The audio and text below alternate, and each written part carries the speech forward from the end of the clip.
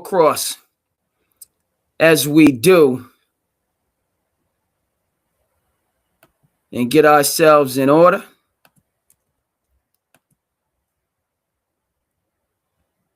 All right.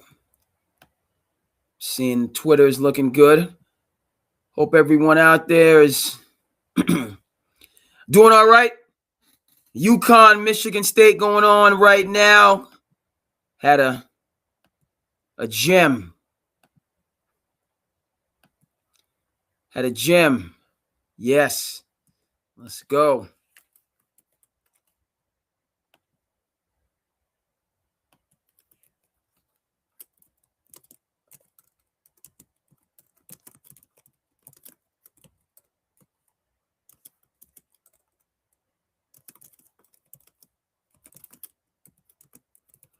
Got to talk about Duke and St. John's. Let's get this lined up. All right. Twitter's good. IG good. Facebook good. Let's see what's going on. Let's get YouTube. Michigan State having trouble putting the ball in the basket. Still only down 15 points. Whereas UConn has been dominant. YouTube is good. Let's take a look at Twitch.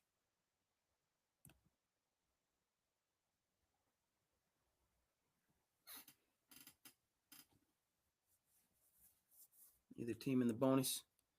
All right, everything. We're good across the board, folks. All right.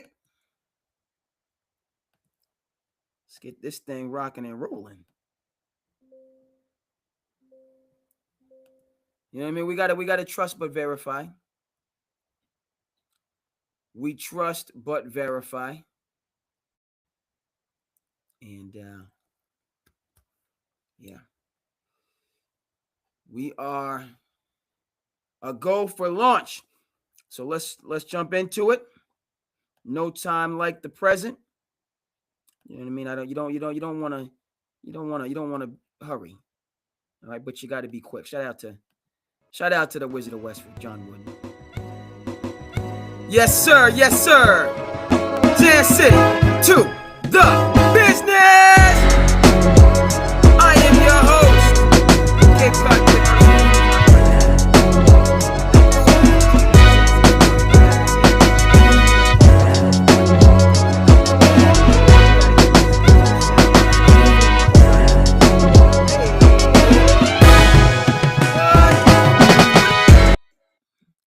Back on them.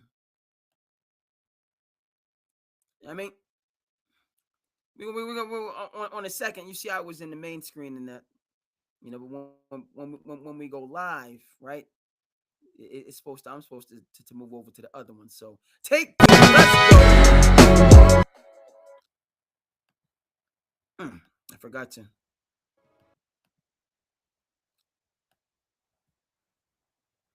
Now. Take two. See? It should be over here.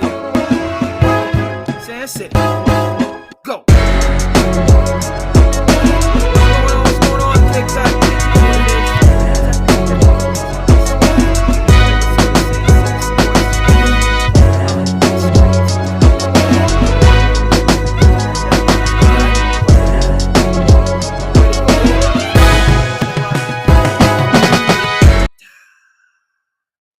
Sure why he's doing that. Let me come back over here. And we're good. All right, so technical difficulties aside, the takeaway that I have right now, about 8 minutes to go in this ball game, is Michigan State. They need to be counting their lucky stars. To be only down 15 points when you're national championship. We're talking about Irvin Magic Johnson. We're talking about the 1979 national champions. Never mind the 2000 national champions. And you're going to score 6 points in an entire half up until the 10-minute mark. The Michigan State had 6 points, 10 minutes of collegiate basketball. Tom Izzo giving on the ones and twos right now. I mean, you got to be thanking your lucky stars. They make a move. They go on a little run. They can get this thing under 10 going into the half when they have just been absolutely stepped on by the Huskies. Huskies in complete control. Power punch after power punch after power punch. You know, and they missed a couple free throws. They missed a couple bunnies. Really should be a 20-point lead. Have the ball up 15, 7 minutes to go. We'll see if UConn is able, right? Thing about it is, as far as hoops is concerned and the turnover, so there you go. Michigan State right down Broad Street. We got a 13-point game. So, folks, all right, you gotta put teams away. And I know it's the first half, but it doesn't make a difference. You get that double-digit lead, you need to push that 15 to 25. All right, that 20 to 30. You got to put it out of reach. Okay? To the point where that team is going to have to, we're talking Villanova 85 level of efficiency and, you know, just chips falling in your direction. All right, so another marquee matchup, Iowa State, Tennessee. Ooh. So it's a beautiful thing right now in March Madness. Tennessee look like liking what I'm seeing. Is that 4 and 5 for team fouls? I hope so. We'll talk about officiating, which looms large so far as the madness is concerned. Right? You only get 5 team fouls. So in terms of the individual foul trouble and then shooting at the 7 foul mark, right? Not quarters, but you load a team up with nickel dimer fouls. It's going to be a parade to the free throw line the rest of the game, which is not good for the viewership, and then not good for the game. Teams are penalized for playing solid defense, but we're calling YMCA fouls, in a March Madness contest. We will get there, right? Some of the best refs on the planet out here getting it done for March Madness. So all due respect. All right, but technical difficulties aside, let's dive in. You're watching it. I'm watching it. The lead remains at 13 as we get into now more, right? Kind of saw that theme.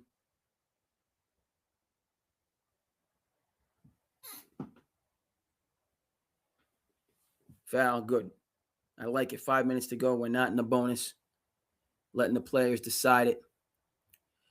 It's a beautiful thing. Let's bring, we dealing with the technical issues on the intro. Some technical issues with the intro. And let's put them aside and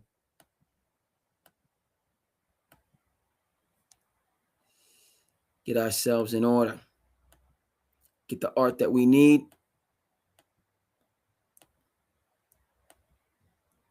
I don't know what the heck is going on.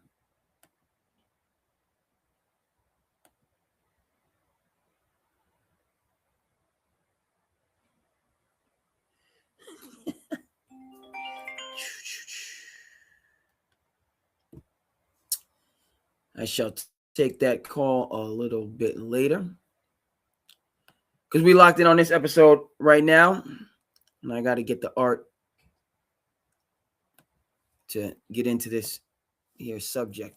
We're talking UConn. Talking UConn State, folks. Lead is 15. State is just having a tough time finding the bottom of the basket.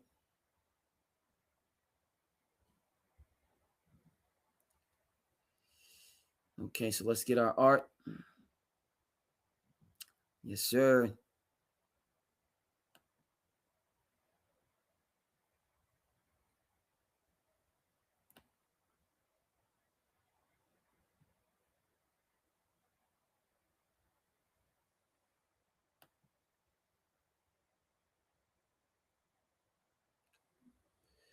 Okay, good. Looks like that.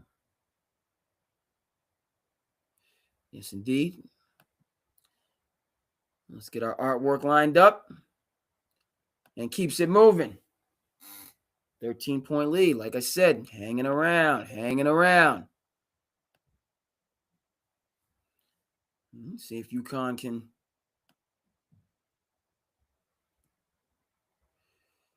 get this up to 20, or if State's going to get it back into single digits. Turnover, no good. All right, let's get the artwork lined up here. We're going back and forth. One step at a time. It's not good. Like I said, we're going to get this lined up and we're going to keep it moving and grooving. Right? If things had to be perfect, then nothing would ever get done. We're talking about, so we're doing the progress over perfection right now. That's what we're doing. Or as Avon would say in The Wire, we taking it light, but we're gonna take it. We taking it light, but we're gonna take it. And I look up and I can see, gotta get a little production. It's a little dark in here. I understand why that's the case. I can see why that's the case. 4 minutes to go, 15-point lead for the Con. Ball in hand.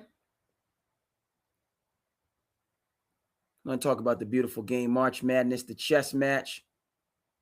In and out.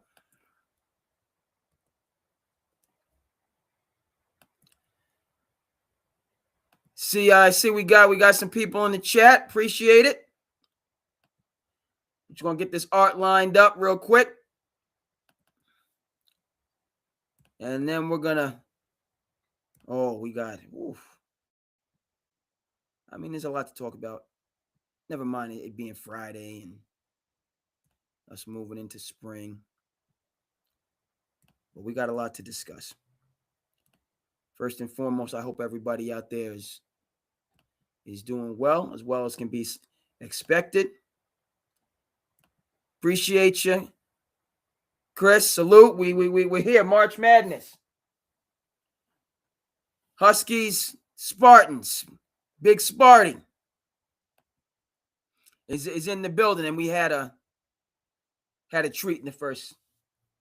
Actually, I mean, it's just all. Talking about Michigan and Bama. Bama up at the half.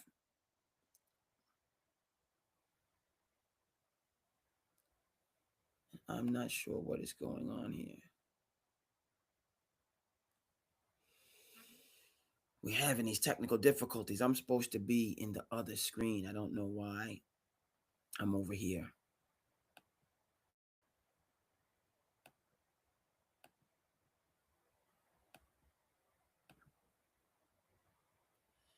Is this what we have to go with?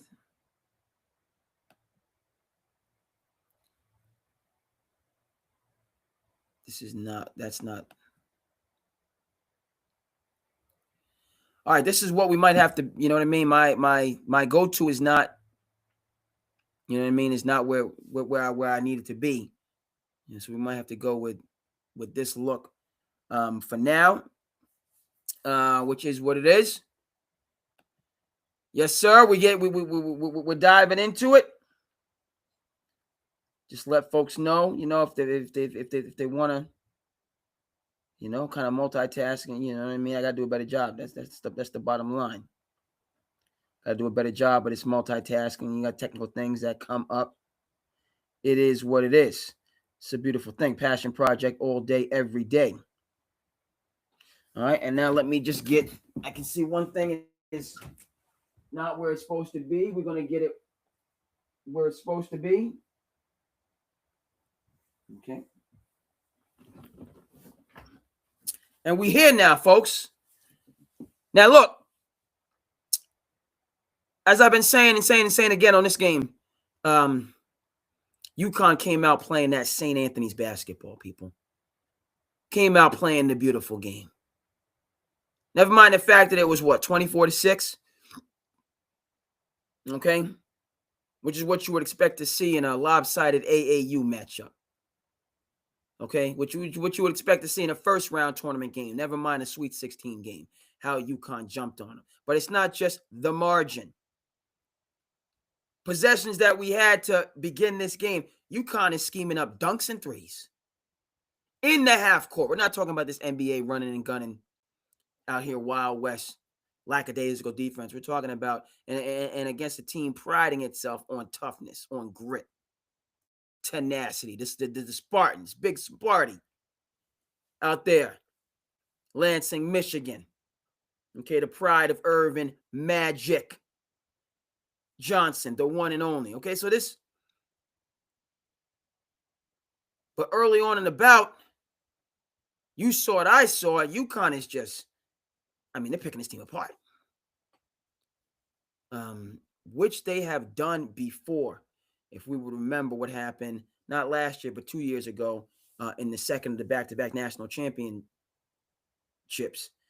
Oh, UConn just put it on Illinois. Put it on the Illini. Did they not? A couple years back, you remember that? Big Sparty's at a 3. Cut it to 12. Hanging around. Hey, where's Teddy KGB at? My Rounders people out there. Where Teddy KGB? You know what I'm talking about. All right, Rounders. Okay? If you're too careful, your whole life can become a grind. Right? Y'all remember Rounders? Big Sparty, only down 12. 2 minutes to go. Got a chance to cut it to 10. All right, the saga continues. Starting to feel, starting to get into a little bit of a groove, starting to get a little bit of a rhythm. We'll see. There it is, 10-point game, folks. All right, now UConn's got to punch back. Or Sparty can cut it even further. Cut it to 5. Timeout UConn. Timeout UConn, exactly. A lot to discuss with UConn. Assistant coach got the head coaching job at Boston College. Bill Murray's son, okay, and a Division I college coach at a Power 4 or 5 school. I guess it's now Power 4. We don't say Power 5, right? Power.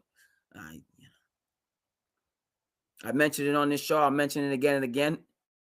I grew up with Bill Murray's son, Homer. So I can imagine, because again, this is the early wonder years, elementary school. But his, Luke had to have been around in the mix during those days. Even though, right, if we're only in like second and third grade, so his brother, I don't know if he started school yet. Really young, but super proud that he's going to be next coach of the BC Eagles, who have been searching since they got rid of Al Skinner years ago. Goes to show you something's not broke. I don't even know why you're trying to fix things that aren't broke. There goes, yep, assistant coach. As I said it, we see him, right? And Bill Murray, what's going on? Do they have the connection with SandCity? I just said it, and you're just seeing it, folks. Talk to the people at CBS, okay? Maybe they appreciate SandCity Sports. I don't know. I hope they do. But you know what I mean? Nicest dude. Bill Murray, you meet these people that are wildly successful, filthy rich, and well-adjusted. That's Bill Murray. The guy that you see, the character on TV is how I remember him and how just being around him in those days. I don't know if too much has changed. State to the line. Chance to cut it to less than 10. Right? You got to put teams away, folks. Don't get content with that 15, 17 point. It's got to be 27-30. You got to make another run to really put it out of reach so that when that team does make their move and they go on an 11-2 or, when they chop 10 points off that lead, they look up, they're still down 20. All right. You're still down 20. And what? Now let us get into our groove, push it back to 25. All right. Put these teams away. UConn didn't do that. So we got ourselves a ball game is the sentiment. Okay. Tom Izzo Sparty-led team. They find their level. They find, their mode. It's a team that's going to execute, used to playing in gritty, right? That can execute in the half court. And, now they seem to have made adjustments to the adjustments because UConn is, UConn turning the ball over. All right. So we got ourselves a fight. Just lose the ball. Freshman just losing the ball. Kerr Teng there going wild for Michigan State right there. That's the pride of Massachusetts. Kerr Teng, right? At a Bradford Christian Academy here in the Commonwealth. Played for the Rivals on the Adidas circuit. Okay, that's a program, the Rivals, Mass Rivals. If you know Wenyen Gabriel, who played for the Lakers, should be in the NBA. Right, one of these guys that there's a lot of guys, this expansion, there's just a lot of deserving people that aren't in the league that need to be in the league, up and under, good bucket by UConn. But Kerr Teng, who's out there hooping, Massachusetts kid, Rivals kid. As I mentioned, Wenyen Gabriel, who you may remember played for the Lakers and the Pelicans, played for some teams and got some minutes here and there. You probably remember him from the Lakers, but you might not remember him unless you think about it. He was on that Kentucky team, that national championship-bound Kentucky team with De'Aaron Fox, Malik Monk, Bam Adebayo, and yes, Wenyen Gabriel in that starting lineup. Okay, sophomore year, Cal brought in another group, and his role changed. And then Wenyen decided to just take his talents to the NBA, even though he didn't have the standing, the background, the pedigree. But he went undrafted and then worked his way onto rosters just as a contributor. Alex Karaban turnover, and here we go. 8-point lead. If I'm Michigan State, I'm feeling it. You only score 6 points in the first 10 minutes of a Sweet 16 game. You score 6 points in 10 minutes of a Sweet 16 game. And you are still in the mix. Let me see if the screens have changed. No, we still got this foolishness going on. So your boy's going to stay here. Still got the foolishness. I have no idea what's up.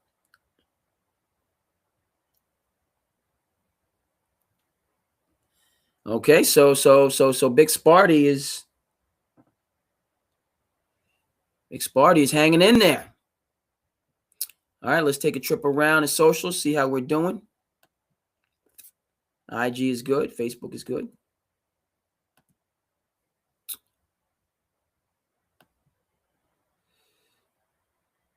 Twitter is good. YouTubians. Good. We good across the board on our platforms. Let's continue to discuss.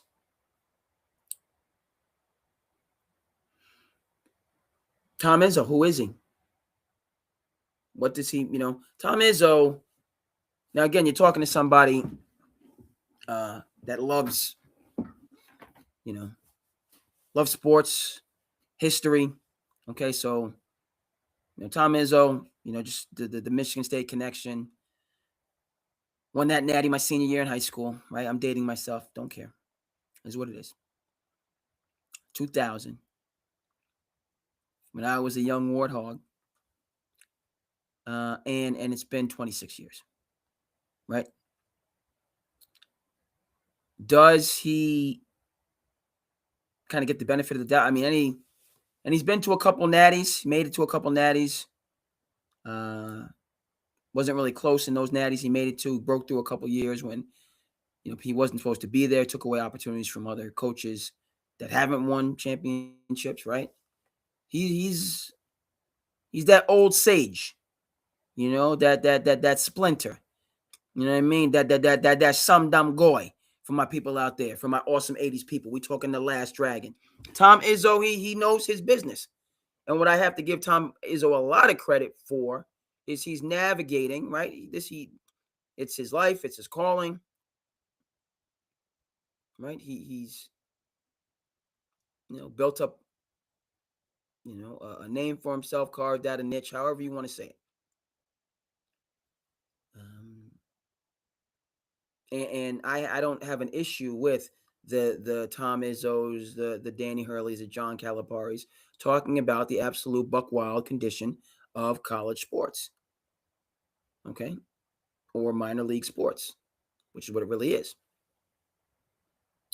right? We meaning I'm not speaking for people out there in television land. The laundry, we can't get over the laundry. So we see Spartans across the chest, right? We all go back to obviously Magic, the most notable, but we could talk about Mateen Cleaves, right, on those championship teams, and forget the lefty that had a little stint in the league.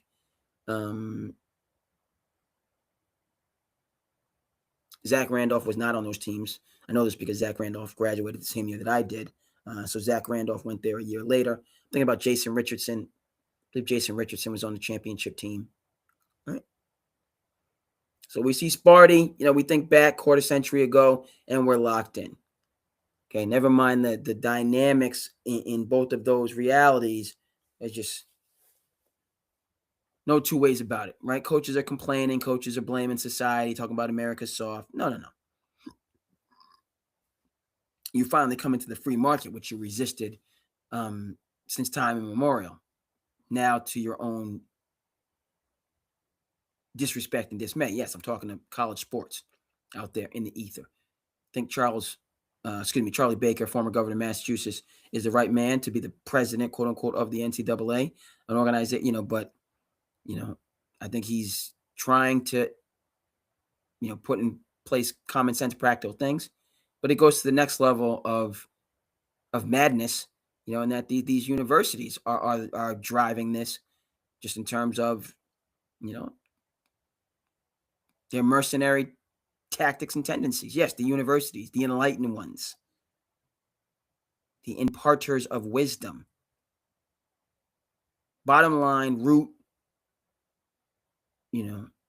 unbridled capitalism. Me first, second, third, fourth, fifth, eighth, ninth, 10th, 12th, 14th. Colleges, conferences, the mega TV deals, right? And that sets the table for everything. NCAA, these colleges, NCAA does the March Madness tournament, which is wonderful. The Bowl Championship Series is outside the purview of the NCAA. Right? But all the way back to Tom Izzo, let's call, as Mick Cronin likes to say, call a spade a spade. You put all this kids, and it's out of control. It's wild that the, in terms of all the stakeholders, okay, coaches, one constituency, players, another constituency, but then the universities themselves, the presidents behind the scenes, another notable, formidable constituency. All right. That there's no shortage, right? This should be the forefront. When talking about it's these are institutions, meaning the basketball. These are sports clubs attached to institutions of learning. And we want to blame the teenagers for the decline, deterioration of the system. It's the teenagers' fault. Not only do you have adults, but you have adults who have obtained wisdom, which is hard to do. Okay? If everybody's special, then nobody's special. Right? You guys out there in television, everybody goes different tracks. You might have went the, right out of high school, the career track. You might have went the military track. You might have went to a trade. Everyone, goes at the, responsibilities in 9 to 5 different. Okay. But my point here is, amongst others,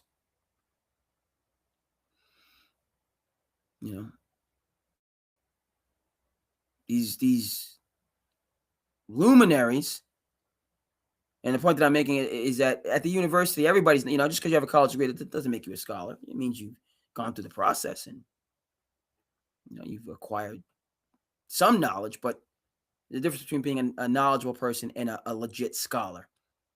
That's the point that I'm making, right? Folks that go to college, you might have, we all had different experiences, trying to find yourself, all the rest of that stuff. But you run up and you have to rub elbows with people that are just the real deal. Walking computers. Never mind this AI stuff. They're just right, highly intelligent. And so you put a couple of those people together, they can solve a number of problems. Okay? But they haven't been put together to solve the problem of college athletics. And it's not the money, which again is a different ball of wax in terms of how these players are actually managing the money that they come into. Right? It's the competitive system, the ecosystem of college sports. Right? Okay, and just literally starting over every single year. Okay, so back to this ball game. Tom Izzo and Danny Hurley have talked about that. They've made important and impactful statements. But as I said, when in Rome. Okay, so right now, they have to play the cards they and everybody else have been dealt, and so that's what they're doing. And staying with Tom Izzo, it's good that he's still involved. Number, okay, it's just Tony Bennett at Virginia, Jay Wright at Villanova, all right, Jim Larinaga at Miami. The list goes on and on. These are individuals that are needed in a sport. You look at what the NBA does in terms of the brotherhood, the fraternity. Meaning, you retire from the NBA, and of course, we do know that 6 to 7 out of 10 people that do retire from the NBA, 5 years after retirement, they're in financial distress. So there's that.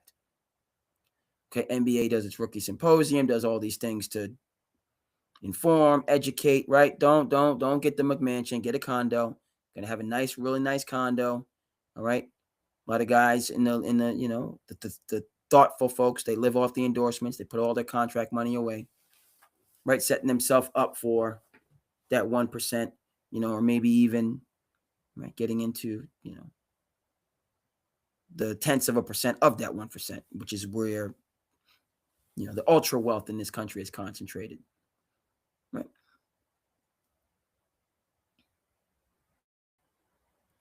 Okay, but back to just the ball game and the basketball. Okay. I'm glad Tom Izzo is still hanging in there, playing winning basketball, and I don't know. What do you know? Is he just recruiting the kids? That's been the case with him. He's just recruiting kids from that Midwestern, Greater Michigan area. The Flintstones, generation ago. Okay, versus the other coaches have adapted. Obviously the one and dones, but now you have to combine your one and done. And then guys, the transfer portal is what it is. Last night, the Arizona game, right? Acuff, most notable, but Koa Pete for Arizona is a lottery kid, diaper dandy. Both teams had 2, 3, 4 freshmen. Okay, so that part of it hasn't changed. And the college has had to come around and do those old school coaches, including Coach K. What do we got here? Iowa State, Tennessee, battling it out. Good game. All right. We get back. went over there and lost my train of thought on just say for the last time, we're glad that Izzo is hanging around, and hopefully he can be a leading and respected voice, with common sense changes within college athletics to keep players in their same school for at least 2 years. All right, you want to go ahead and transfer, give one transfer. Then after that, you got to sit a year. We can see the wisdom in that rule, and how how just kind of getting rid of it's having the consequences that many people, myself included, didn't really devote a lot of time to, just because it felt punitive having players have to sit out. But the rationale behind that is that, so if you don't have to sit out, there's no penalty, then everyone's going to transfer all the time. What do we have right now? Everyone, got a musical chairs sport or sports. Every year, okay, I'm gonna do it. I'm gonna get a year in Kentucky, year in Carolina, and I'm take my talents to Michigan. By the way, that's Elliot Cadu, point guard from Michigan, who's the real deal out of the New York Lightning program in NYC, New York Lightning on the EYBL circuit. The stars of tomorrow. Say to yourself, well, how does a city have 4 grassroots teams? Now, New York has the NYC has the Lightning, has the New York the Wrens. Jonathan Kuminga played for the Wrens. They have the PSA Cardinals. It's 3. And then I believe there's another. So there's 3, I believe, in the city. Okay. And of course, when you're the largest city in the country, then you can have 3 grassroots teams on the elite circuit in your city because you're the biggest city. And then I believe there's another program, City Rocks, right, is out of upstate New York, the Syracuse kids. Right. So the Empire State having a lot of the talent, the ball players, the future Spartans and Huskies. Okay, let's take a look at UConn, who came out, put the baby powder in their hand, and smacked the taste out of Michigan State's mouth. But then they lost their level. They lost their level, frankly, and that's it's not because you're up 24-6, 18 points, and then you allow them to slash 10 points out of that to go in a half 8-point deficit. Come on. You lost your fastball. They recovered, and now you're back in a dogfight, which clearly the Huskies are prepared for. Okay. With the Hurley St. Anthony's tradition, it's not for everybody. Not for everybody. Right? But they're making it work. SandCity. So this is what we're gonna do, folks. We're gonna hopefully we get this. We're gonna come back to Big Sparty and the Huskies.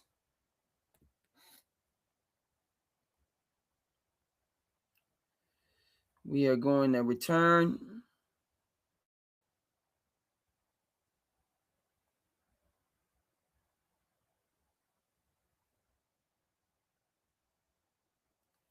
And we just have a lot. We got a lot that we're gonna It's a lot that we're gonna examine and explore. I want to keep it positive and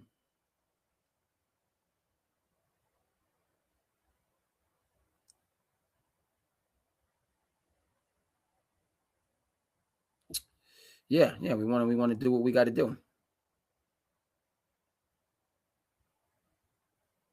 So let's, just checking to see what's going on out there. Hope everybody's good. I say that and I say it and I say it again. But let's dive into we're spoiled right now. We got to dive into the Duke and the Johnny's game.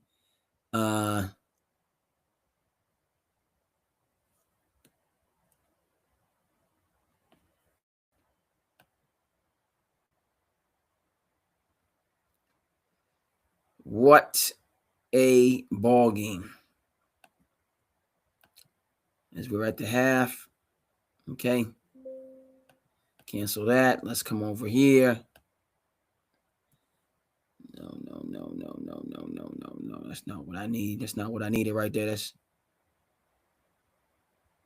a matter of fact. Come on. All right, we're good. We're good. We're gonna get this artwork going on, and we're gonna slide over. We're gonna take a look at this. Right? How you doing out there, folks? So you got you're seeing in March Madness the wisdom of the Highlander. We're seeing the wisdom of the Highlander. There can only be one. I feel sad for Pitino. I'm upset for Coach, Kelvin Sampson. Love his pressers talking about he doesn't want to overstay his welcome. Are you kidding me? Haven't heard from Houston basketball since Phi Slamma Jamma. Almost 40 years since Houston basketball's been in the mix. And Kelvin Sampson's going to talk about overstaying his welcome. The man's got Bobby Bowden privileges. He got Bobby Bowden privileges in Houston. You kidding me? What are you talking about here? Man can stay as long as he. I know Bobby Bowden eventually had to go, for Jimbo Fisher, who then had to go. And but Kelvin Sampson is closer now. He's still, there was a lull that took place with Florida State, that precipitated.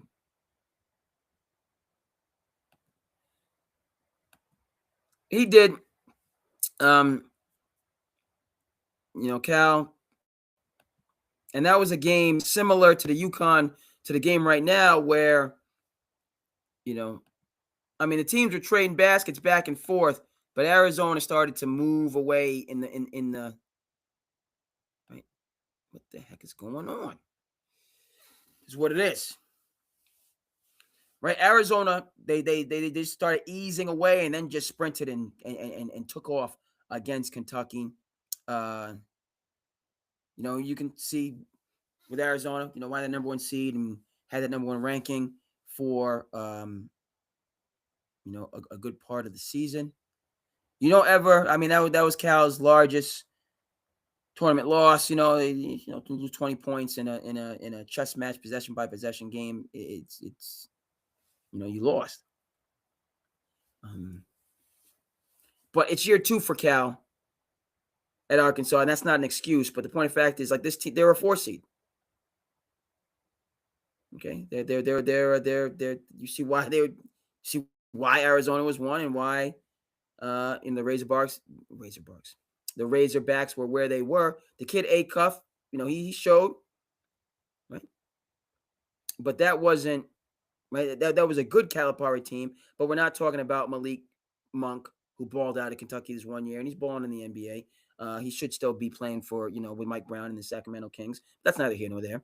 De'Aaron Fox, it worked out well for him, but, that shouldn't have been broken up. Neither here nor there. Right.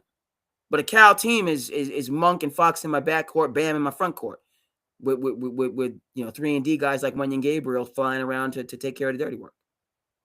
Right. So that team was a good team. The diaper dandies were there. Malik Thomas is another New York Lightning player on the EYBL circuit who was a top 5 prospect as he was coming up through high school. Right. So he's, Acuff is the diaper dandy. You know what I mean? Talented group. But Arizona's more talented. And Lloyd has been there building it up. So they got they got diaper dandies, but then they got some vets in there. To take, to handle the business. Again, you never want to get the 20-piece with special sauce. So, that never, But, to that point, as UConn and Michigan State come back out, we'll talk about the Duke-UConn game. Excuse me, the Johnnies. And Duke. And we'll probably, we're going to flip back and forth because this game is going on right now. And we'll come back to. All right, we're talking about a 6-point game. That right there, what you just saw, folks, is an example of a nickel dimer call. All right, I call it like I see it. Just watch. The guy, he's vertical. He jumps straight up. Okay, now, for the folks out there that aren't referees, that's a tremendous example of what we call in officiating incidental contact, meaning contact that does not affect the normal offensive or defensive movement. Let me say that again. Contact that does not affect the normal offensive or defensive movement is to be deemed incidental. Did that contact have anything to do with that big man making the basket? No. Because he just laid it up, got the angle that he wanted, dropped it in the basket. The defender was vertical, good spin move. UConn missing a bunny, 6-point game, 5-point game. Here we go. UConn feeling the jitters. Michigan State feeling it. Got a good look on a straight line drive. We're gonna talk about Caleb Foster. We're gonna talk about him in terms of how he changed the tide, turned the tide. Likely we're gonna have to come back to this Duke and Johnny's. We'll get it after the game because this UConn State game is rocking and rolling. It's rocking and rolling. But that first foul, you saw it, I saw it. I know he got a number of possessions since then, but if that offensive player is in what we call the good block state, State's feeling it now. Okay. People say, oh, well, there's contact. All right, basketball is a game played in a confined space with people flying around. There's going to be contact. Right, what is the 3-point game? Yikes. What is the nature of that contact? Right? I just told you about incidental contact. Now we'll talk about legal guarding position real quick. Every player has a right to a space on the floor provided they get there safe and legally. I'm going to say that again. Every player has a right to a space on the floor. Every player has a right to a space on the floor. That was a good no call on the verticality we just saw right there. That big person is in that space. He has a right to that space. One thing you're saying, officiating. All right? You go up in there, you're a guard, you jump in there with the redwood trees. Okay, and you do a tumble triple backflip. Why'd you go up there with the redwood trees?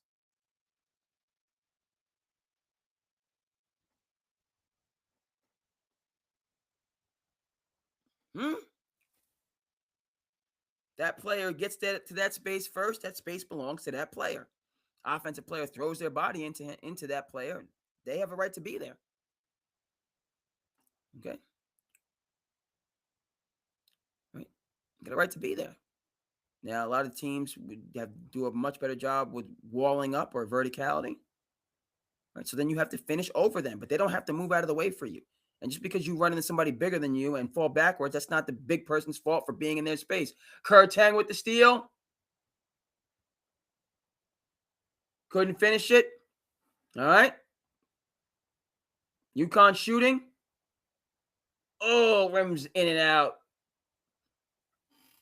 We got a new ball game here, folks. We got a new ball game.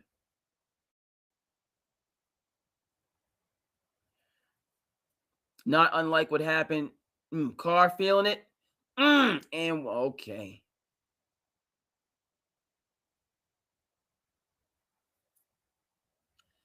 Steve Smith is in the building.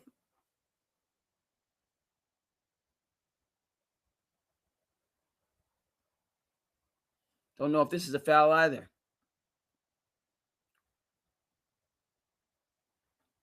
Right? If he drops the ball in the basket, like how much, where did he get hit? There's a bunch of big people standing close to each other. If he was able to put the touch, the English on that shot, why? And it's not gonna be a long diatribe again. I'm not getting on officials. I will tell you when there's a great no call and a great sequence, what you want to have happen. A lot of great no calls and sequences to end the right. If you go back and watch, the players decided that. And there was some scrambles, there was some 50-50s, patient whistle, allow the players to win or lose the game. Mullins needed that. All right. So we're going to come back to the hits, as Big Ben says. I'm going to play the hits, get back to Michigan State, Sparty, and UConn, which, I mean, you want to put a team away? All right. They're going to come back and try to put you away.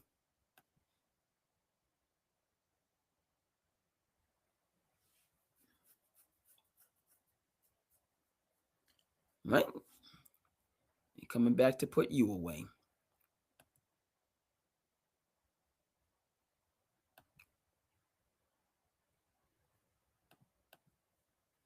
Good question.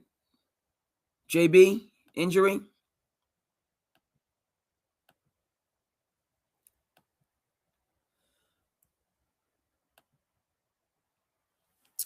Haven't heard anything to that effect, no. Did see, he went down in the battle against the Oklahoma City. I believe, it was a soft tissue. I don't think we're talking about anything structural. We're not talking about a knee, not talking about an Achilles. So I think it was a soft tissue injury. JB is somebody that's been healthy, right? Majority of his career. I'm a big fan of JB, his Stoosh Foundation, and his contributions to the local economy, the local education. Celtics won that championship when they were concerned about winning championships and had a dynasty. You know where I stand on this. I'm happy for the team. I'm happy they're resurgent in a banged up Eastern Conference. You know what I mean. I'm all for it. But you traded away Drew Holiday. You traded away a dynastic team. Period. End story. It's just I'm not going to come off that point. Right. So talking about the Celtics, they could come out the East. Well, the East is young and injured. Okay, and you got.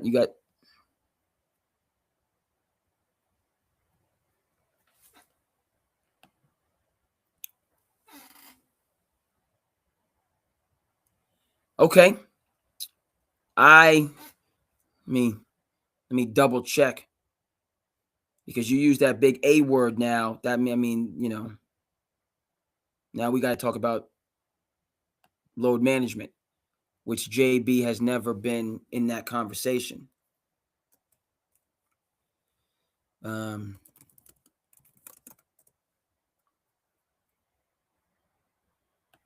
me just.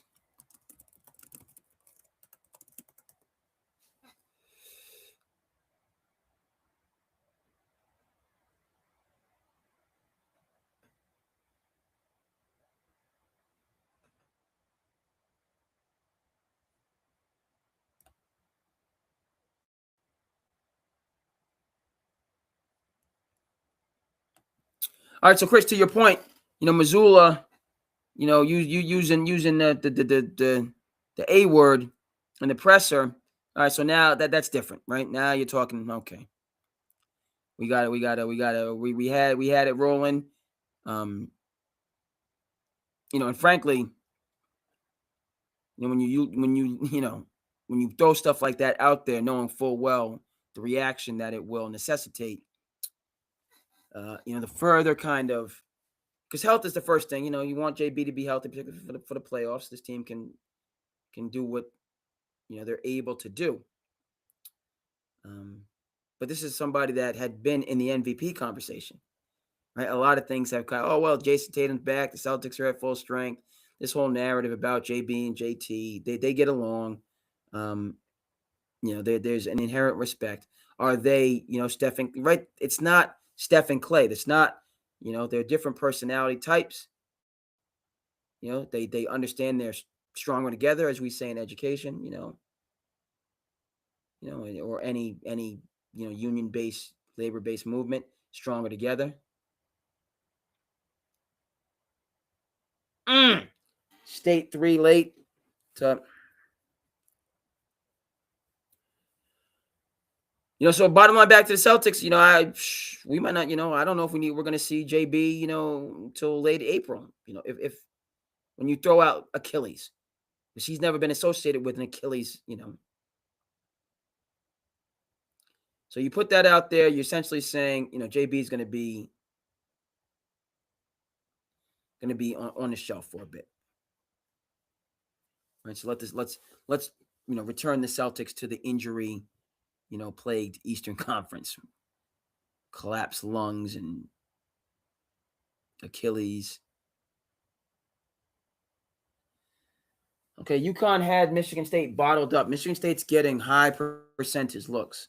They're getting into, what they do. Right? So we'll see if, right? The beautiful game that UConn was playing is now helter-skelter. Taking contested shots, missing, rebound action. Good no-call, Karaban with walling up. Good no-no, go in the other direction. See if UConn off the transition. In and out. All right, so we got okay. Y'all saw what happened in the second half in the Johnny's Duke game. Johnny's came out and made a move. 8-point, 10-point lead. They're just taking the ball away from Duke. You're looking like, hey, they're gonna mad dog this team, right? And then Caleb Foster came back and completely changed it. Was able to get some offense going to take that 10-point lead, cut it to 8, cut it to 6, cut it to 4. And then the other notable adjustment I saw John Scheyer going to that 3-2 zone, which St. John's never got back in the flow offensively after, even when Duke went man down the stretch and for the last play of the game, which I respect, completely, that they didn't foul up 3 and earned a stop. So that's the way I like to play. Analytics, all this and that and the third. We're going to get a stop. Stop somebody. Now, of course, get a stop. So I like the fact that Duke did that. It worked out in their favor. Some interesting things. Calipari. Pitino. UConn is just missing now. Up 5. They're just... All right, we shall see.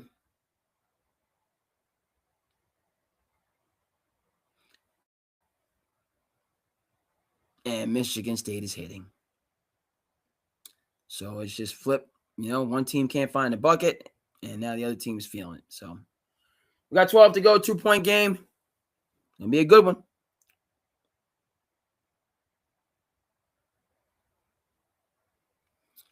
Con pushes it to 4, running their offense. Scheyer zone, folks. Befuddled the Johnnies.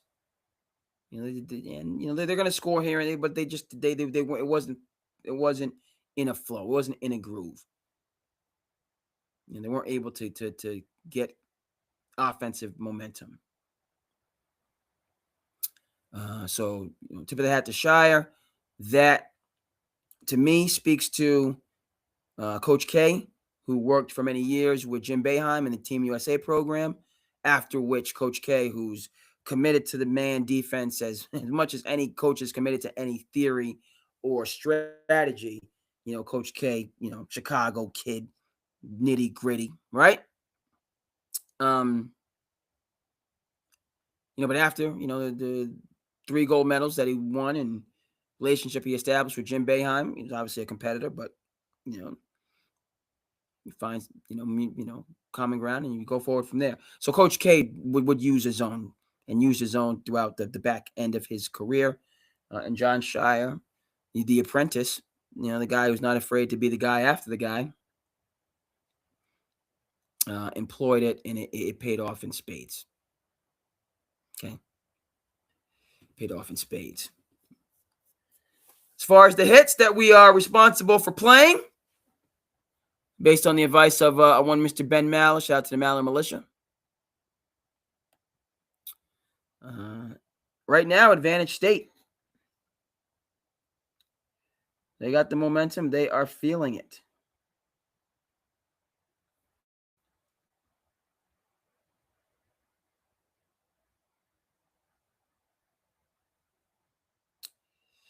They're feeling good. Okay. And UConn's gotta play the, tell the young folks, play the game, not the score.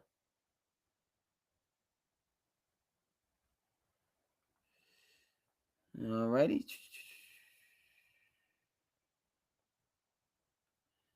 Just checking, letting people know.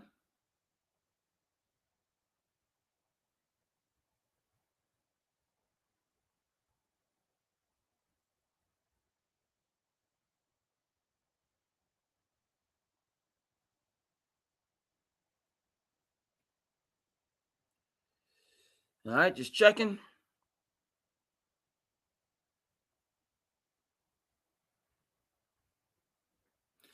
We doing, you know what I mean? I can't stay. Okay.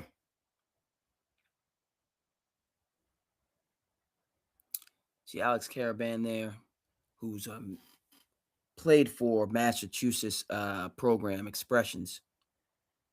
Went to one of the area prep schools in New England.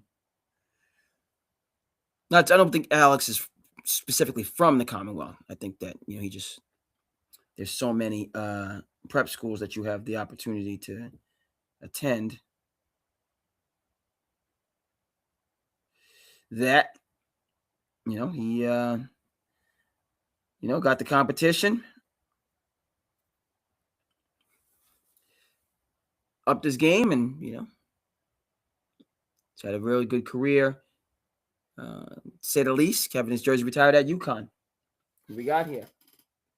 4-point game. Oh, shooting.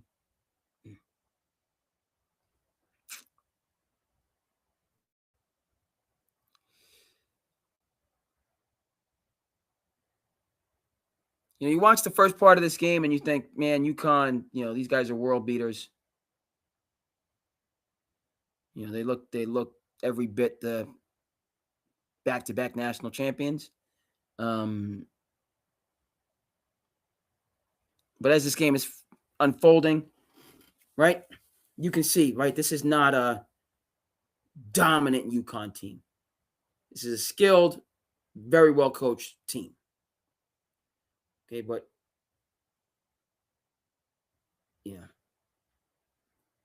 the way that good no call on the verticality, good possession.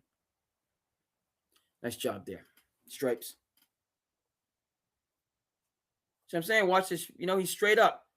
Players know it's my space. Right? You fiddle, fumble, fall backwards. That's on you.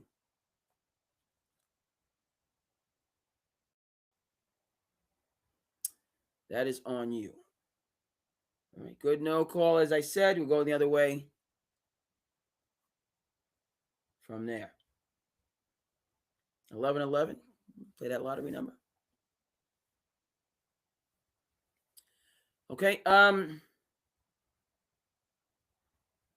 right. So we'll see here. This is the surplus value piece. John Scheyer going back over to the other game, but he got emotional in the presser. And it's it's like we got a chance to see like a Willis Reed situation, right, where Caleb Foss, this kid broke his foot,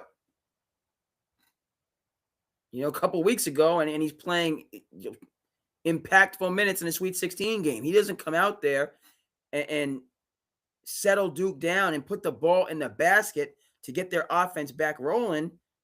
It's a completely different story. Right? He turns the tide offensively. The 3-2 zone turns the tide defensively. No, but you're watching that game and you're saying to yourself, what the heck is Caleb Foster doing on the bench when he's the one that's responsible for them being back in the game in the first place? He's on the bench because he's got a broken foot.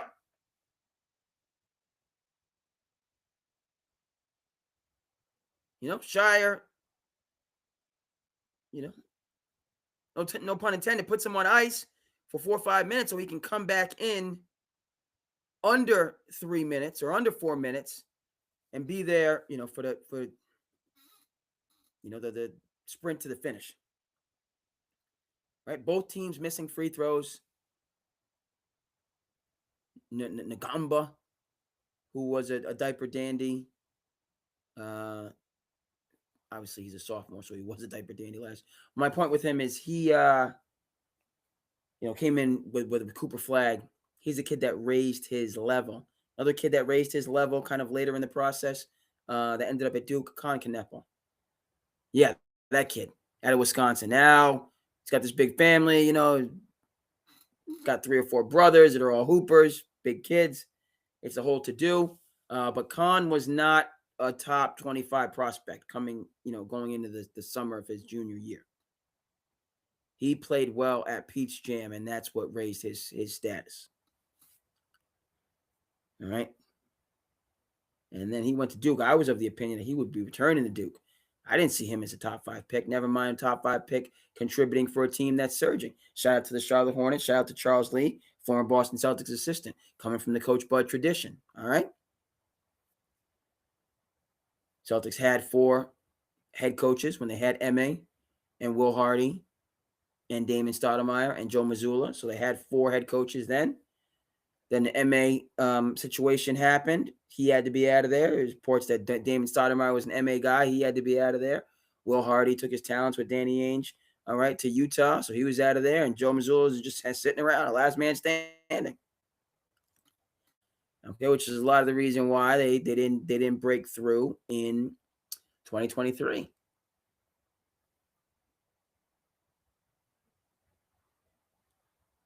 Right?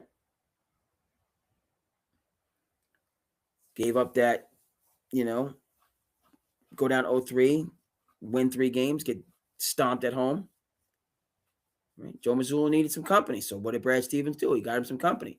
Brought in Charles Lee, lead assistant for Coach Bud. Brought in Sam Cassell, lead assistant for Doc Rivers. Brought in Emil Jefferson, assistant coach on the Duke staff. And then he brought in the capper, right, Jeff Van Gundy, as a special consultant in the front office. They win a championship, putting up historic numbers. What happens? Charles Lee gets pilfered. Jeff Van Gundy gets pilfered. They don't replenish. It's a lot of the issue, I think, last year's Celtics team. I was happy my Knicks were able to break through. I was furious that they didn't get all the way to the finals. I was even more furious when they got rid of Tibbs. Nonetheless, what the heck are the Knicks doing coming back from 20-point leads and 2 straight home games and 2 straight away games? All right, somebody needs to talk to the analytics people. I don't know, whoever or talk to Brad Stevens himself and say this has to stop, man. We got to get to the free throw line. We got it. We can't not just threes and dunks. And the more you take, the more you make. Stop it. Okay, so again, Hornets success. Charles Lee, a capable coach, and he's doing his thing. Which benefits everyone. Possibly most notably, Con Kneppel, who's shining in his system. And it's a fast-paced 7 seconds or less system, so they're scoring the ball.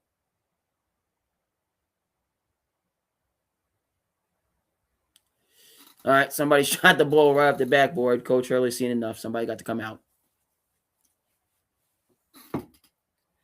But a 4-point game seems like for a time.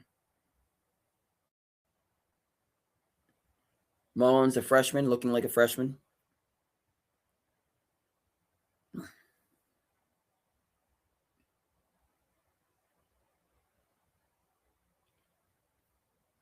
All right.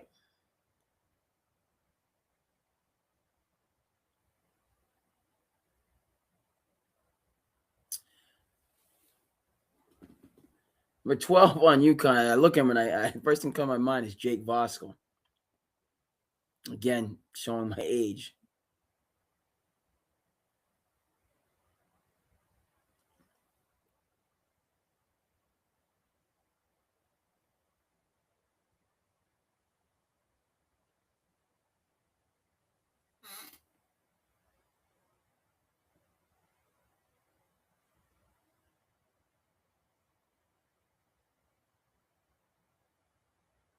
All right, another nickel dimer there, folks. He slides over. He jumps straight up. It's a nickel dimer. You have a moment, and one. Crowd goes wild. And never mind the fact that he's half his size. He moved over. He jumped straight up. What is he supposed to jump on the side of him while he's making a layup? Come on. It's a nickel dimer.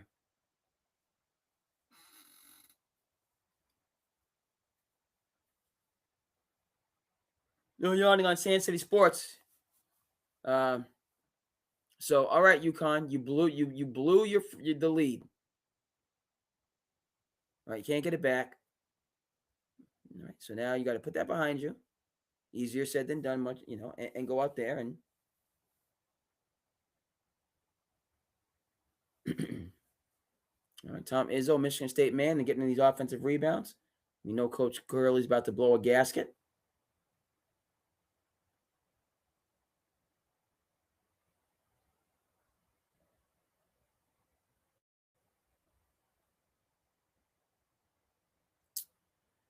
State going to their bigs. The bigs going to work.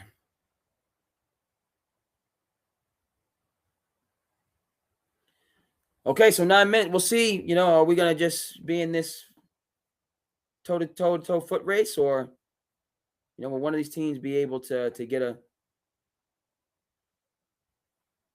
okay, nickel dimer on this hook shot? What are we even doing? Let's see it again. Where's the foul? I'm not seeing a foul. The big put his hand down momentarily. I don't know. See, that's what we would call an anticipation foul. You got to give it, you know, something we're saying officiating is a patient whistle, or give it a second. Give it a second. A second's a kind of a long time when everything is, but a half second. You know, just to see. You can always come in a second late, is what we're saying.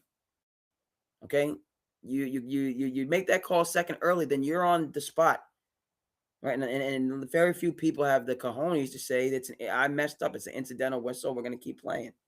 You do lose a lot of credibility. That was a good set. Michigan State, big shooting the three. But you go in a second early, and you're like, you know, that didn't, you know, but you've already committed. Now you have to follow through. Huge three by Karaban. You come back up 4. 8 and change to go. You're watching it. I'm watching it. SandCity Sports. March Madness by for the fans.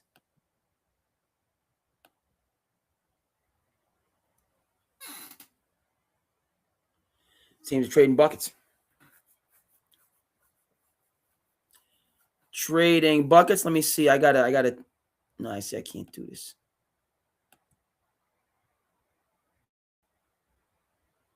Come here for a second because I got to step out.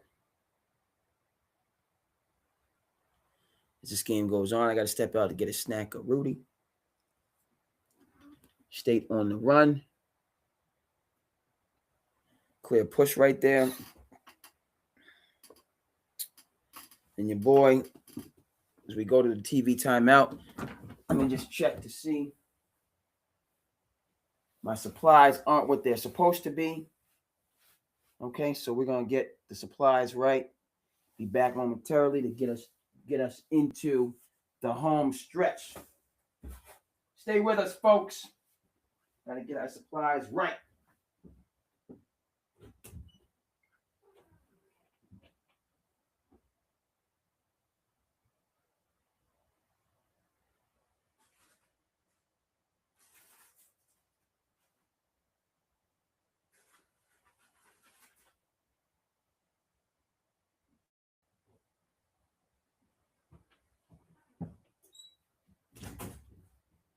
Yes, indeed.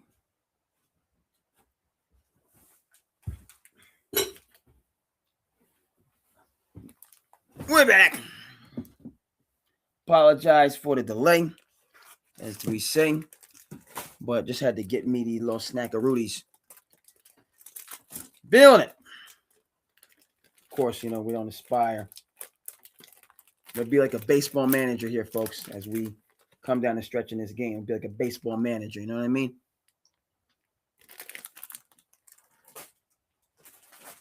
Got the, you know what I mean? A little too much. Had a couple too much of these snackaroonies, honestly. And I'm not. It's not the best thing to be talking while you're eating or snacking.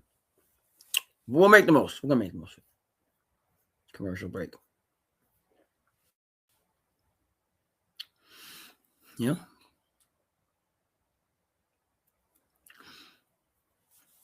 It's going to be another down to the wire, right? Think about Duke and Syracuse. Duke and St. John's. You know, both teams, you know, if St. John's makes a free throw here and there, it's a 2-point lead versus a 3-point lead or a 1-point lead, you know. Duke missed a couple free throws. That was a 15-round bout. Right? That was a Larry Holmes, Ken Norton bout. See the cheerleaders for Big Sparty. Big Sparty himself.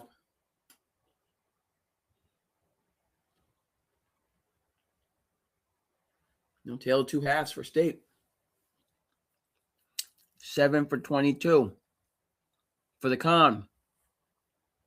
1 for 6 from the free throw line. Don't show Coach Hurley those stats.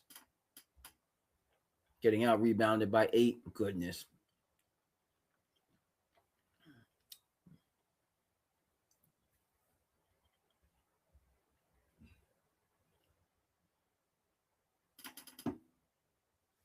All right. You're watching it. I'm watching it. Predictions. I'm staying Team Huskies. St. Anthony's are not. But St. Anthony's is holding on right now. They're holding on down the stretch. As I finish these gummies.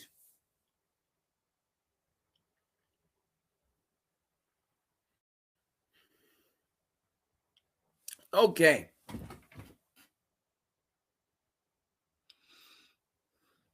We're going to stay on this, but I got to say the team that I feel that I've been the most impressed with is Michigan. And folks that have been following, Michigan is just impressive, man. Duke, you look at Duke, and even if they were healthy, I still, I'm not. Obviously, Boozer's the guy, and Evans balled out. Caleb Foster, at full strength, right? If Duke is healthy, young Lions, veteran presence via NIL, right? You could make a case. But Duke not being healthy, come on. Oh, you got 2 hands on him. I'm going to call foul. Wait.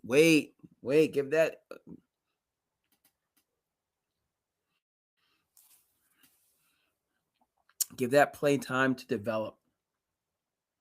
One of the things we say, let it start, let it develop, let it finish. Early whistle.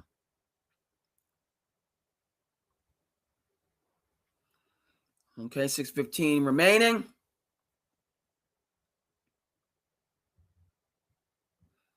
And more whistles. All right. Recognize some of these refs on the crew. Solid guys.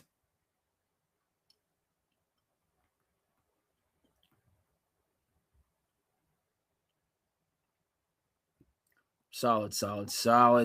Alrighty.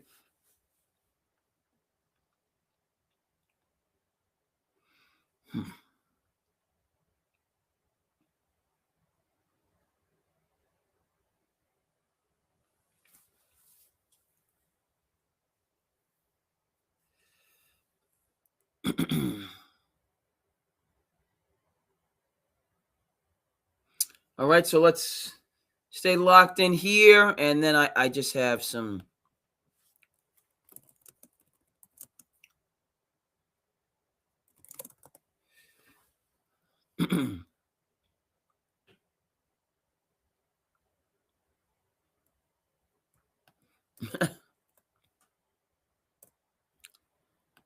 got my names mixed up. I said Danny Hurley Jr. Rather than just Danny Hurley. His brother's the junior, and he's just Danny.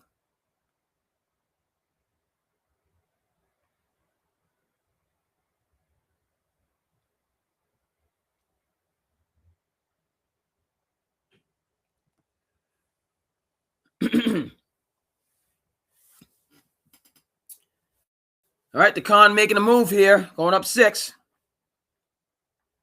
See if they make another move, push it to 10.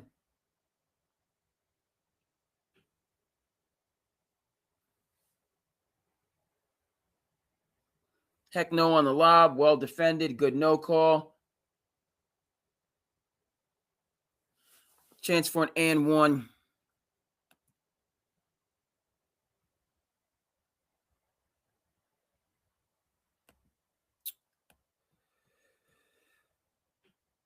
Okay, so this is I'm gonna stop sharing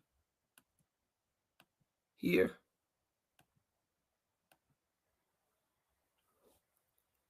Is Danny Hurley the best coach in college basketball? Is that how you feel about it? I or anybody? Carolina job is open. I don't think Bill Self is going anywhere. You know,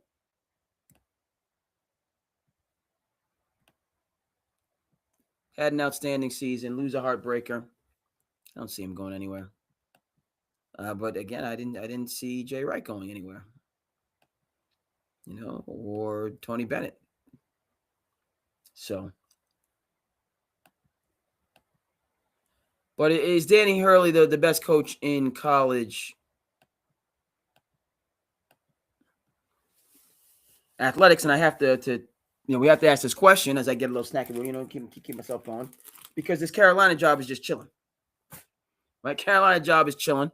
Reports that Michael Jordan took, the private jet touchdown on Tobacco Road, right?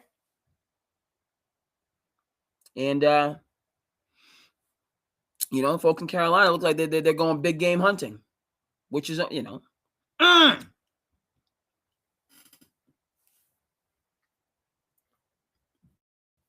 State keeps it to a 5-point game. We're coming up under 4 minutes, folks. So that's what we say in officiating. Under 4 minutes, you got to get it right now.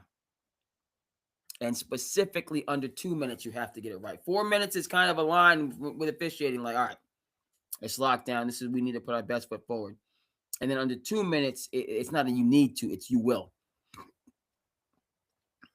Because under 2 minutes, a team will not have time to recover. They will not have, if you take away a possession from a team on some nonsense, there's not, I mean, again, anything could happen. You could have turnovers. You could have a Reggie Miller situation in Madison Square Garden.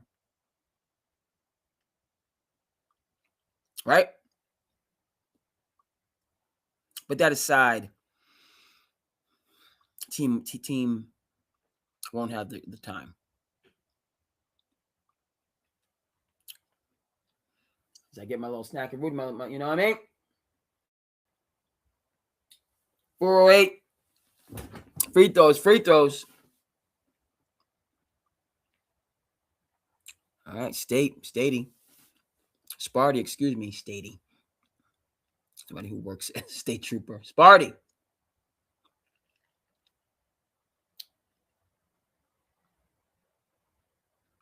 Shooting them free throws. All right. Danny Hurley, best coach in the land. Is Carolina on the phone? He wouldn't leave for the Lakers. He's going to leave for Carolina. I don't. Big. Good no call. Strength versus strength.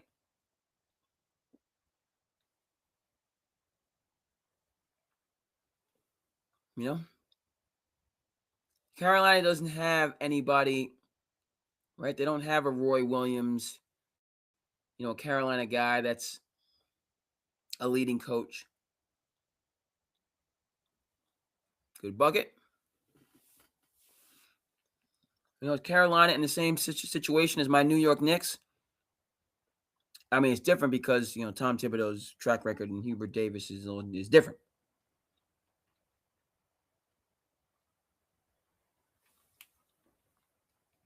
But, you got rid of Hubert.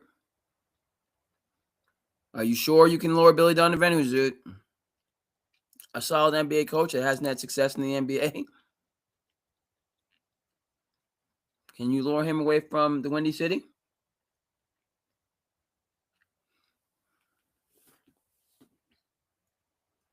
Arizona coach Lloyd. He was kind of middle of the road. Opportunity to be the head coach in North Carolina. lock horns with the Blue Devils. I mean,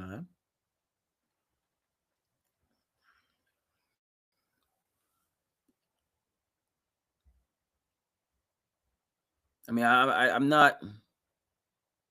I don't know if that works, frankly. Going, right? Would it have made sense when Coach K left for them to bring in Jay Wright to coach Duke?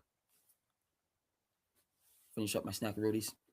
Right? You look at me like I'm a lunatic. And as if Jay Wright's not a Hall of Fame head coach. So what would be the problem with Jay Wright being the coach of the Duke Blue Devils? Problem that you and I both know is he's not a Duke guy. He's a great coach. He's not a Duke guy. And never mind Coach K's coaching tree, NBA tree, all that stuff. As we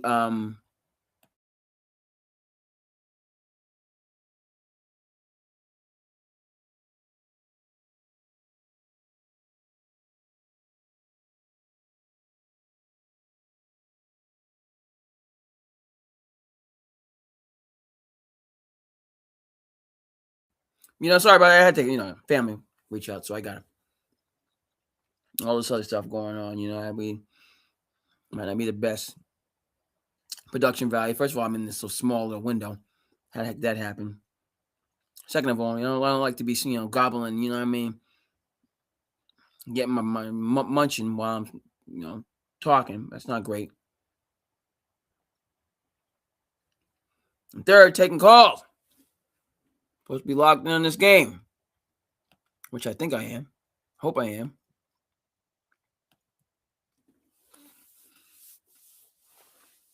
All these commercials with the Boozer twins.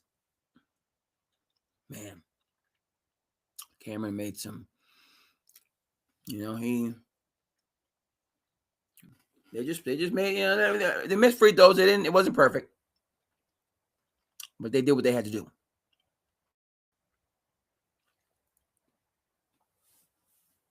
Point of fact that I bring up again, I think I'm done with my snack routes. Just so I'm done. No more snack routes. I talk about the Boozer brothers, and yeah, Carlos was like, "No, you guys aren't playing up. I don't care if you're the number one, whatever in the country. You're staying with your group. You're not playing up." And they didn't reclassify. They did their 4 years of high school. So you get they've just they haven't been allowed to skip steps. UConn drive and kick, miss, Stady rebounding, finishing their defense with rebounding. Huge. One possession game, 250. This is the madness right here, folks. This is lose the ball.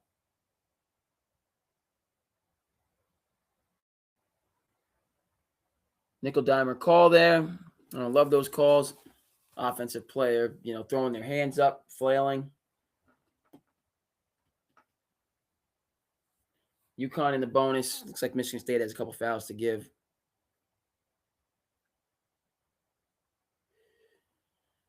All right.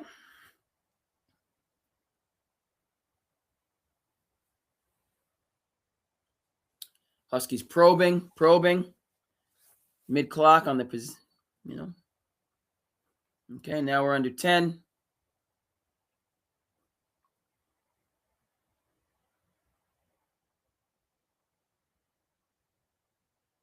Moving screen.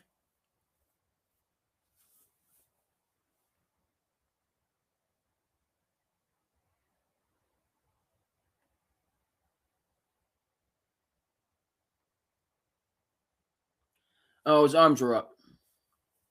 Got to put your arms down, Alex.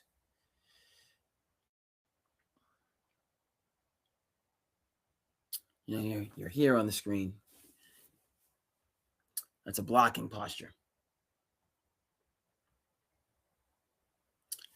All right. Happy Saturday on the East Coast.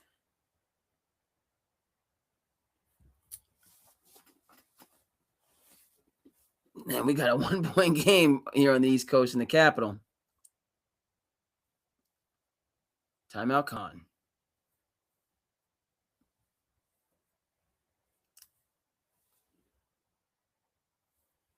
Oh, if I'm Danny Hurley, you got a little big guy just walk straight down Broad Street. That's the look on my face. All right, folks, so let's kind of scheme this out. We don't know. This is going to go either way. UConn had it, gave it away. Now State can steal it. Right? Winner plays against Duke. I feel like Duke is more talented than both these teams. Boozer would be the best player on the floor. And then the additional pieces that Duke has, I just think they're more talented. Not as talented as last year, but UConn is not as talented as 2 years ago. And Michigan State is a blue-collar, overachieving team. So, I got to give the edge to Duke in their region. Arizona on a crash course with Purdue. Matt Painter knows his business. Lloyd at Arizona knows his business. Advantage Arizona.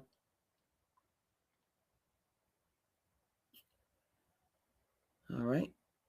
Oh, Alex.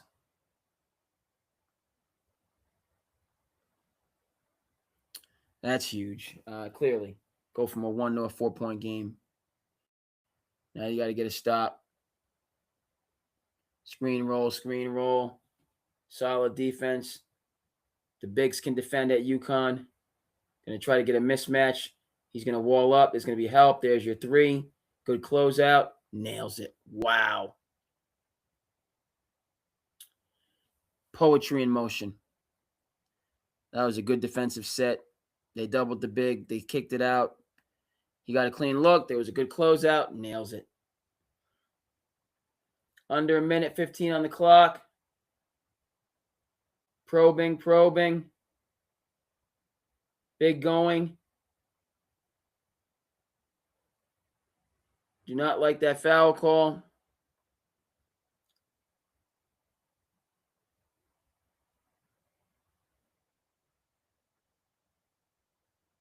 All right, matching threes. I did not love the foul call. All right.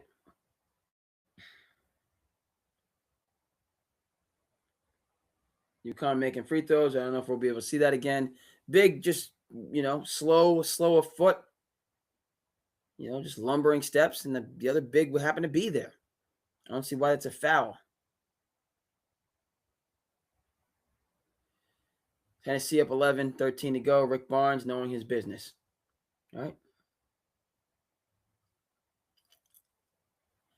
Izzo calls a timeout. Here we go. See, again, another reason that those type of calls, which, he could just blew the layup and got the offensive rebound and move on, is because now if you have a similar play where the contact is not significant or severe, but there is some contact on a straight line drive, you're going to have to call that on the other side. Again, as I said, to balance it out, the scales have to be balanced. So UConn just got, foul call on moderate contact for a driving big under the basket by another big. Okay, so that same standard has to be applied to Michigan State now. Right, that same standard. Oh, well, he was kind of in the area where contact happened, close to a shot. So, right. Well, him being in the area he has a right to be in the area. Did he foul that person? Right, foul, again, keyword, it's something odious. Something clearly detectable.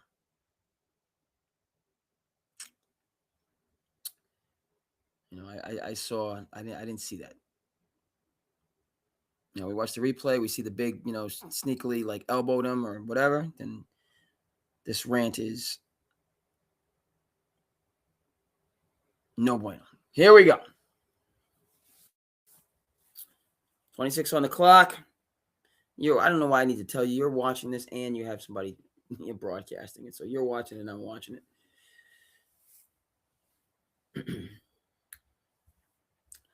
Let's go.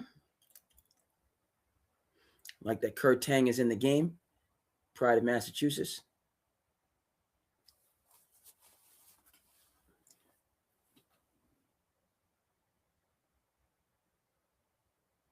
All right, I like the call. Again, matching calls. Did he need to do a triple summer? I don't think he's driving. He fell out of bounds. I'm not seeing a tremendous amount of contact. Let me check that. That was a hack. that was you just hacked him. I would have been looking for verticality from a free throws.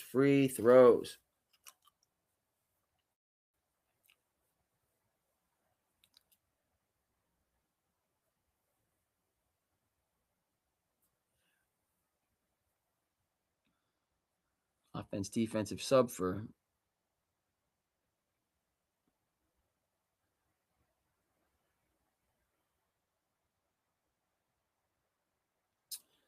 all right, and here comes the chess match.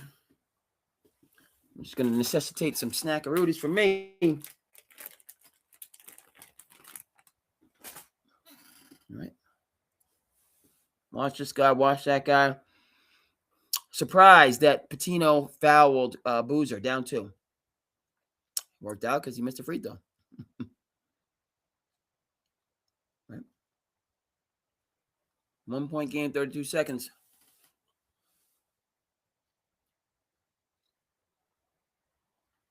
Yeah.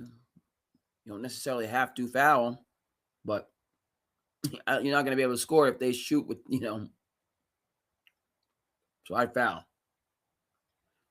They will run it down to 30 and then throw up a 3 for a long rebound, then you're done.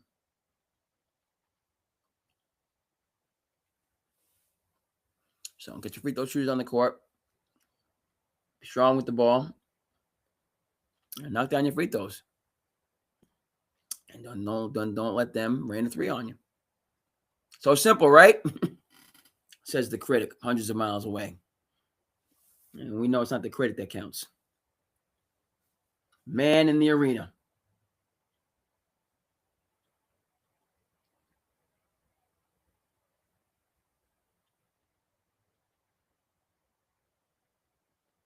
Good press break. They got it in the front court.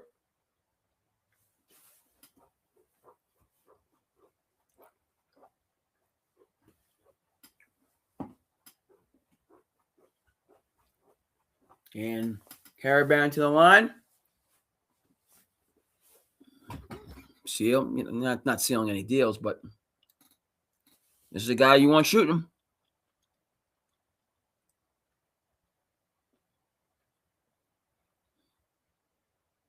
As I munch away.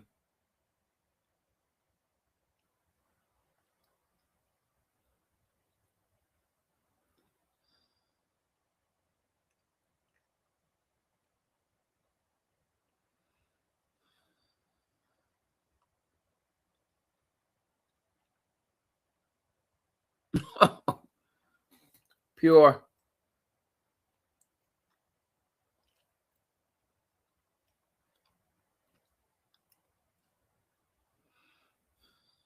All right, got one. We'll see where this takes us. All right, UConn gonna foul. They're gonna play it out. Looks like they're playing it out. They're gonna earn a stop. Probing for the 3. Can't find anything. Oh my goodness. Kurt Tang. Oh my goodness. No.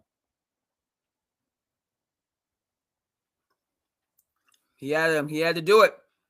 Got a pretty good look off, pretty good shot off too.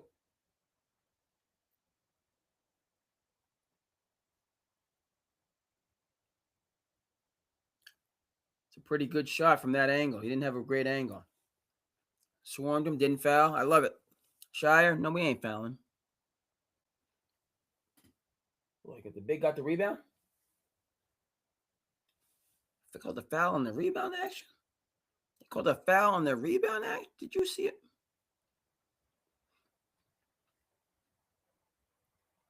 I'm not sure I saw that.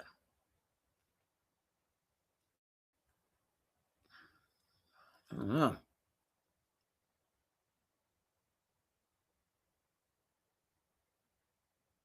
Huge.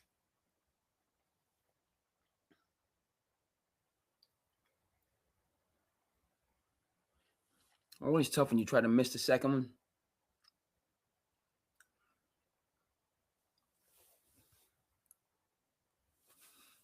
Right? You try to miss the second one, then you got a foul, then they can put it out of reach. I'd make the second one and foul immediately. Down one, force them to shoot, make the free throws. If you have another timeout, they miss one free throw now. I got a timeout. One possession game. But again, Monday morning over here, armchair strategist. We got two of the best coaches in the game out here leading in money time. So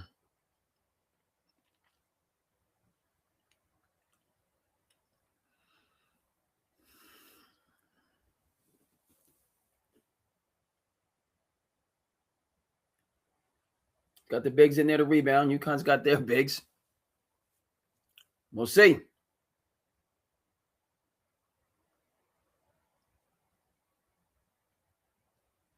I'd make it.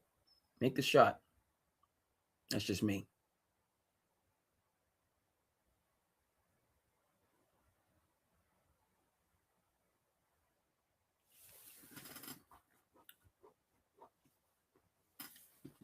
Yep.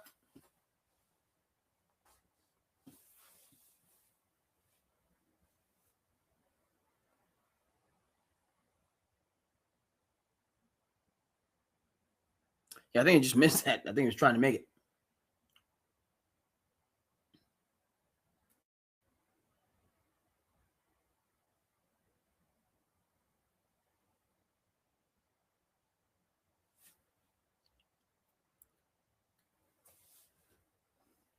All right, UConn, chance to ice it.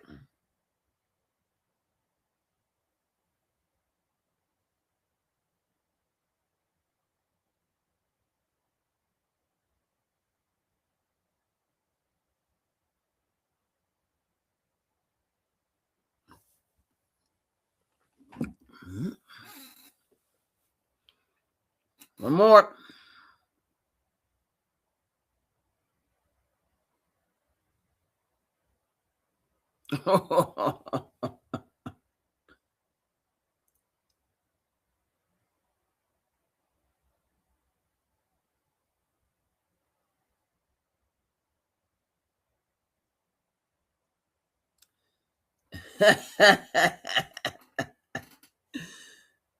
The man himself. The man himself.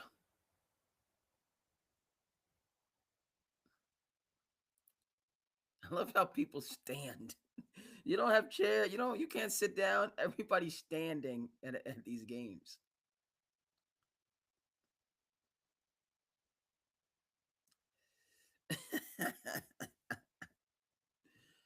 Miracle of St. Anthony's.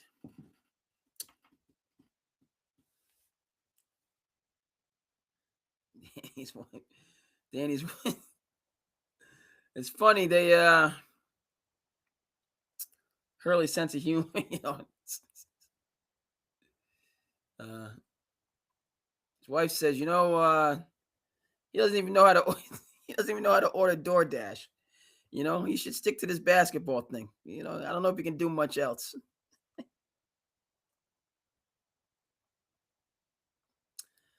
So UConn going to be advancing. Marquee matchup against Duke.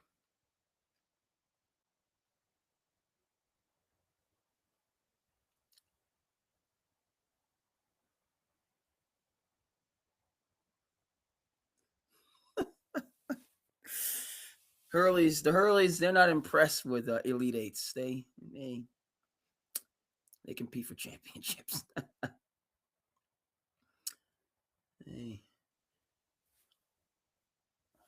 Great battle. Come down to the free throws, the execution at the end. Pat Riley, only two things in sports: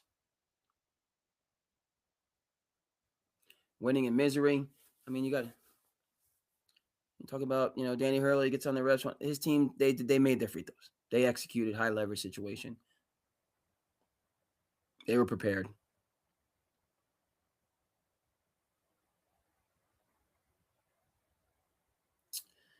All right, chalk.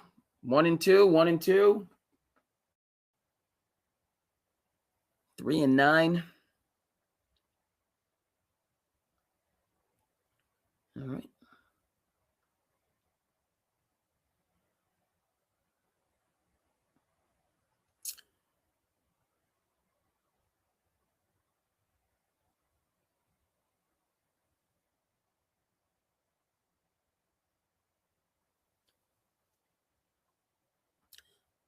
Time for your family. Survive and advance.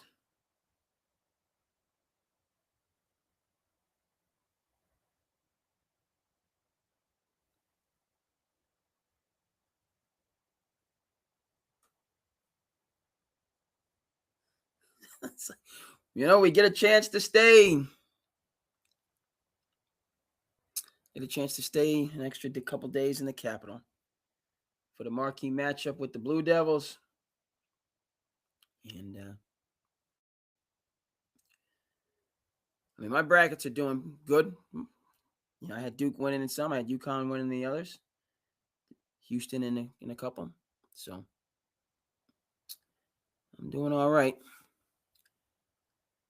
It's just, I'm pulling for both, but St. Anthony's outweighs. I'm a fan of John Scheyer. Felt like last year was his year. But when it comes, I'm St. Anthony, so UConn all the way.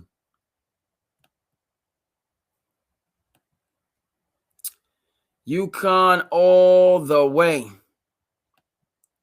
So we're winding down, folks. We will get to the slice of the life in the next episode. But certainly appreciate you, most definitely.